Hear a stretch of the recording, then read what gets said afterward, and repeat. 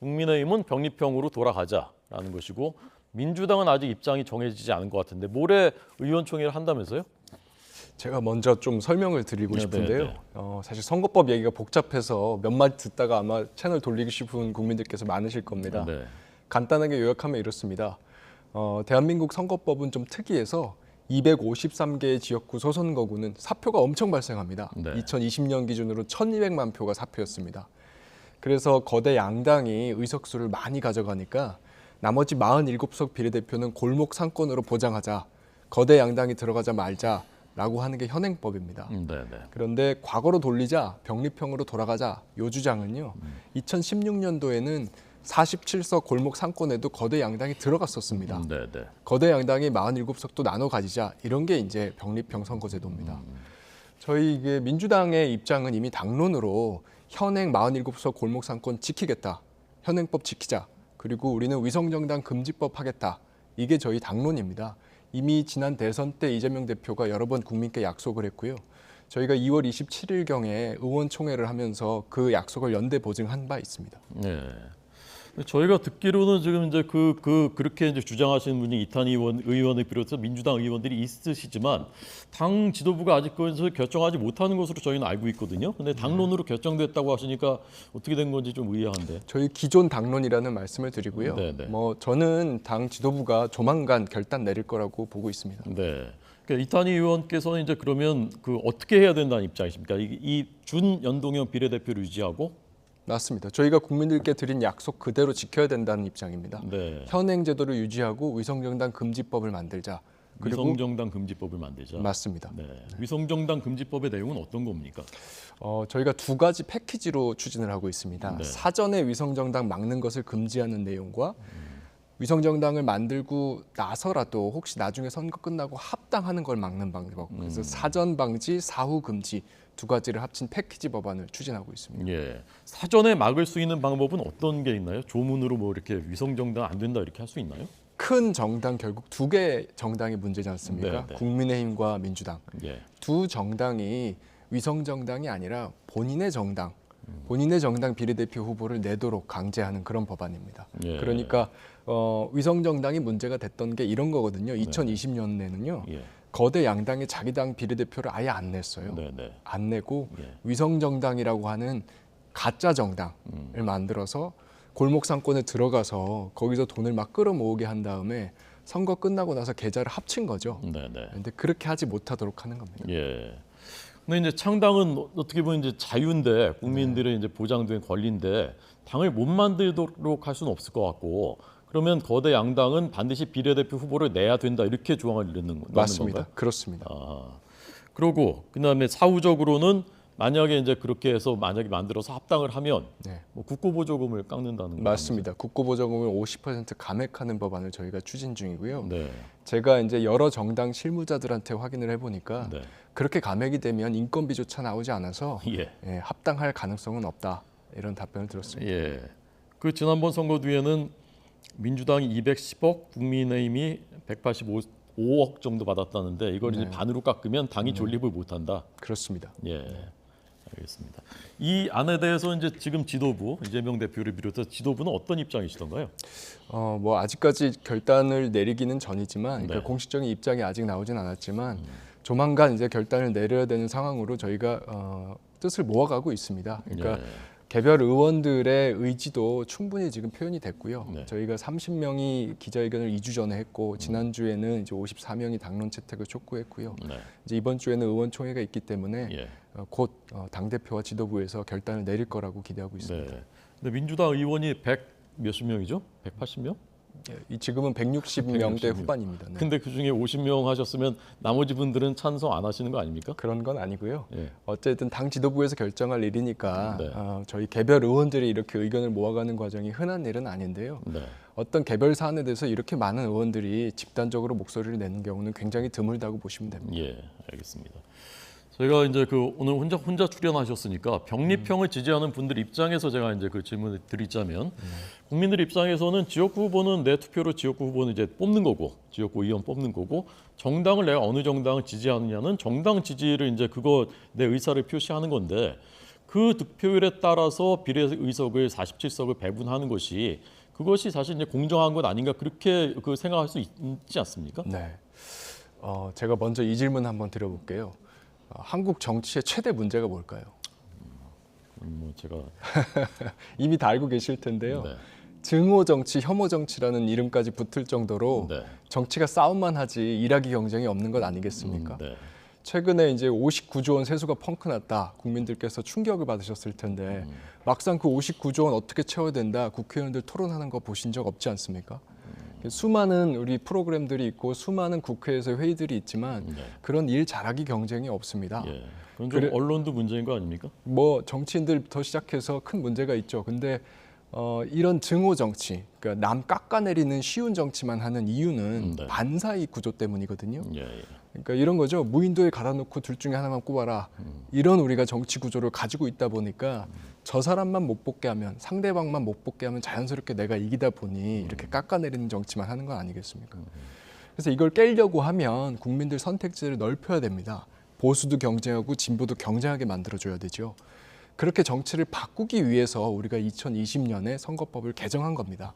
그래서 47곳 골목 상권만이라도 다양한 정당들이 정당 득표율에 따라서 들어오게 하자.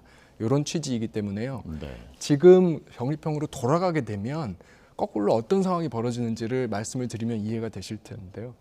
병립형으로 계산을 하면 2020년도 득표율 기준으로 양당 합쳐서 290석이 나옵니다. 네. 그러니까 3당, 4당, 5당, 6당들은 거의 씨가 마르는 거죠. 지금도 우리가 양당 합쳐서 283석, 양당 점유율이 87년 이후로 최대치입니다. 그래서 네. 정치 양극화도 막지 못하고 증오 정치가 심해졌다는 비판을 받는데 네. 과거 2016년 제도로 돌리면 더 심해진다. 이렇게 이해하시면 되겠습니다. 네. 과거에 이제 국회들에서 제3당이 적지 않은 의석수를 차지했었던 적이 여러 번 있습니다. 제 맞습니다. 기억에도. 그렇습니다. 그렇다고 해서 그것이 이제 증오의 정치를 없애는데 어느 정도 기여했는지 그것 좀 의문이거든요. 그러나 21대 국회가 얼마나 나빠졌는지 그것에 대해서는 모두 동의하지 않으시겠습니까? 20대 국회는 경험을 안 해보시지 않았습니까?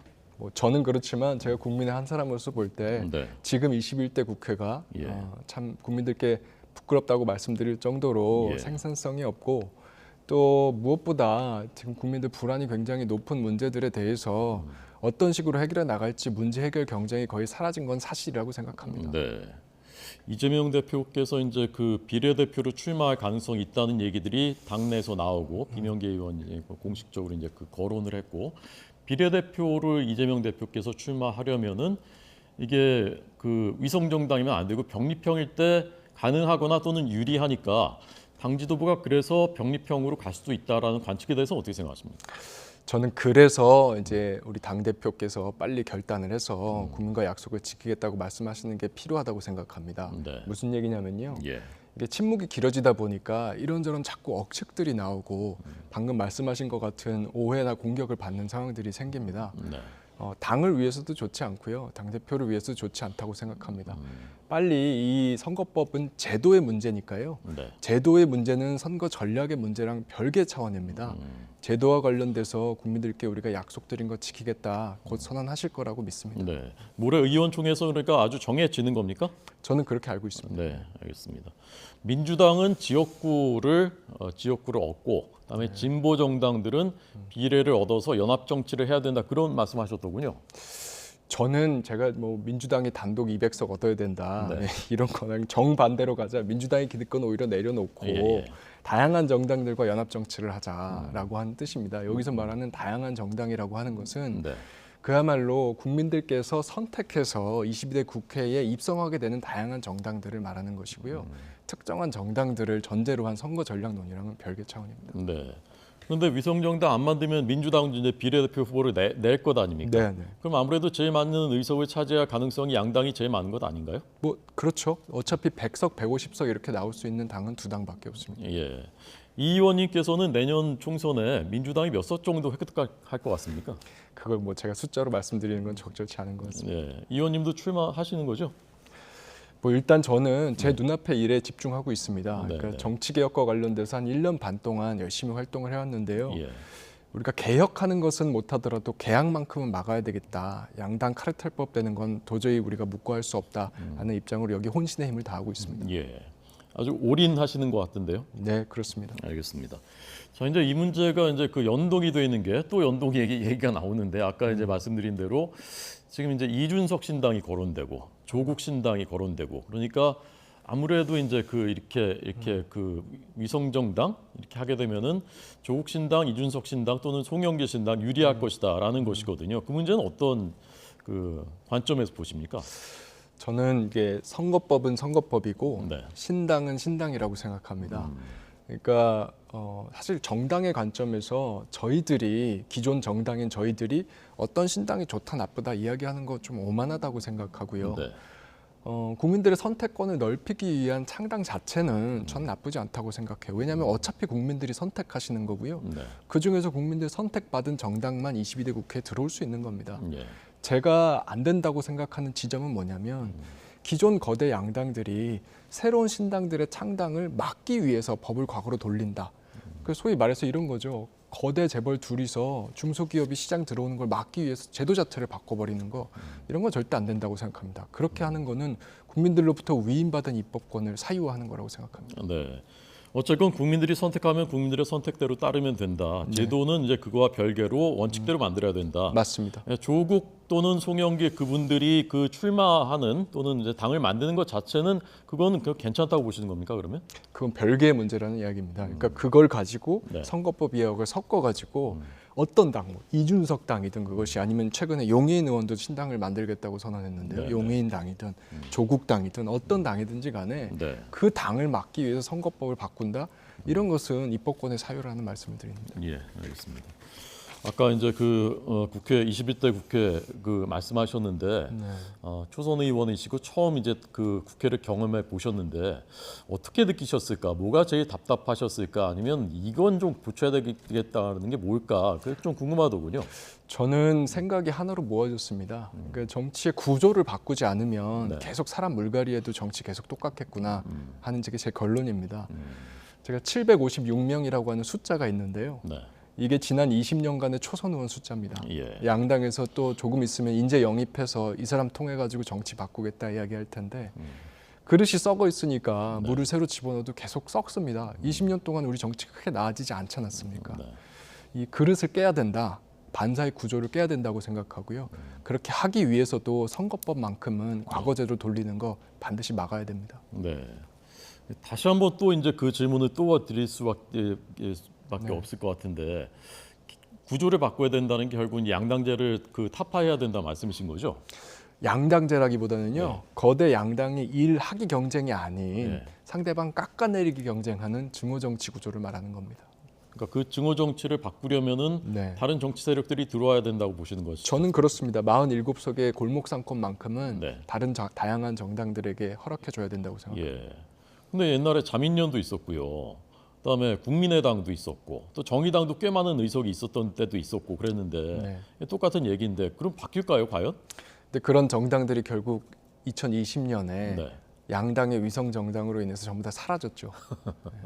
그래서 대한민국 정치가 더 양극화가 심해졌다라는 게 저의 평가고요. 예. 그 부분에 대해서는 국민들께서 많이 동의하실 거라고 봅니다. 네, 알겠습니다. 그게 마지막 질문입니다. 네. 초선 의원이시고 판사 출신이시고 그런데 야권의 대선 주자 적합도 차기 주자 적합도 조사하면은 보통 한 4등 정도 나오더라고요.